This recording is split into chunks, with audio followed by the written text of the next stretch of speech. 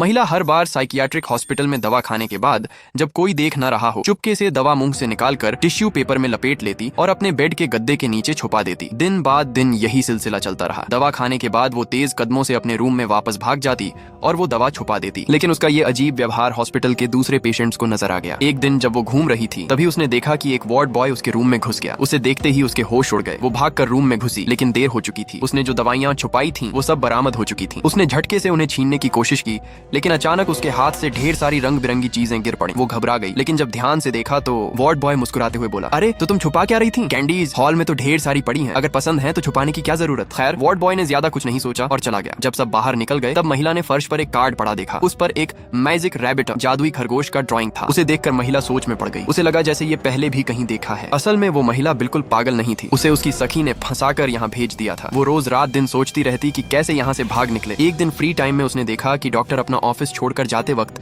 दरवाजा लॉक करना भूल गए। उसे लगा ये मौका है। वो चुपके से अंदर घुस गई और फटाफट दरवाजा अंदर से बंद कर लिया। उसका मन था कि मम्मी को फोन करके मदद मांगे लेकिन यहाँ फोन करने के लिए ऑपरेटर की जरूरत पड़ती थी। वो परेशान हो गई कि अब क्या करे। तभी बाहर खिड़की से एक पागल सा लगने वाला भाई सिली ब्रदर ने शीशे पर लिखा 0। महिला समझ गई और तुरंत डायल किया लेकिन उसी वक्त डॉक्टर को भी उसका पता चल गया। ये कौन है बाहर? फोन किसे लगाया है? दूसरे पेशेंट्स की मदद से आखिरकार उसे फोन लगाने का मौका मिल गया। लेकिन जब कॉल कनेक्ट हुई तो सामने आवाज आई वो उसी सखी की थी जिसने उसे फंसाया था। महिला बोली, मैं खुद को। सखी ने दूसरी तरफ से किसी से पूछा, अरे प्रिया किसका फोन है? कुछ नहीं यार, गलत नंबर। तभी महिला को सब समझ आ गया। उसकी सखी उसे यहाँ हमेशा के लिए बंद रखना चाहती थी। ठीक उसी पल डॉक्टर ने दरवाजा तोड़कर अंदर घुसाए। रिया शांत हो जाओ, देखो तुम्हारा हाथ कट गया है, खून बह रहा है। रिया यकीन करो तुम्हारे फैमिली वाले भी तुम्हें इस हाल में देखना नहीं चाहते, ठीक है ना? अब तुम एक फोन कर लो। महिला ने आखिरी उम्मीद से अपने पापा को फोन लगाया लेकिन पापा भी सखी के झांसे में आ चुके थे। उन्होंने कहा, मैं बहुत बिजी हूँ, डॉक्टर की बात मानो और अच्छे से इलाज कराओ। उस पल महिला पूरी तरह टूट गई। यहाँ तक कि अपने सबसे करीबी लोग भी उसे पागल समझ रहे थे। उसके बाद उसने खुद को असली पेशेंट की तरह पेश करना शुरू कर दिया। अब वो भागने की कोशिश भी छोड़ चुकी थी। अगले दिन खाना खाने के बाद